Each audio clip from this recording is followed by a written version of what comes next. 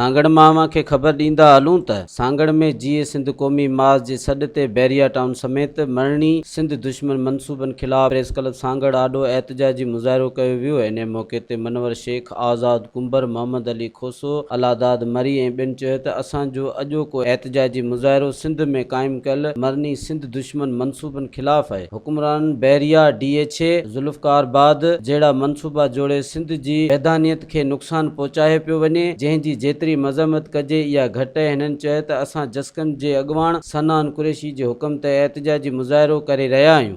जेको अॼु बैरिया टाउन जो जेको वाक़ियो थियो उनखे साल पूरो थी वियो आहे ऐं असांजे क़ौमी कारकुननि जे जेके बैरिया टाउन जी आड़ में पूरा केस ऐं सिंध जा जेके उते पुराणा ॻोठ आहिनि उन्हनि खे ढाहियो वञे पियो। उन ॻोठनि जी बहाली ऐं बैरिया टाउन जो जेको आहे मुकमल रद्द करण लाइ असांजो अॼु एहतजाज आहे।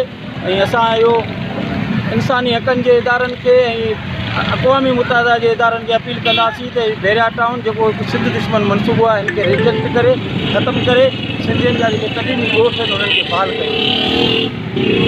मज़ीद ख़बरनि ऐं तफ़सीलात लाइ विज़िट कयो असांजी वेबसाइट www.awamiNewsHD.com ऐं ॾिसंदा रहो अवामी न्यूज़ HD।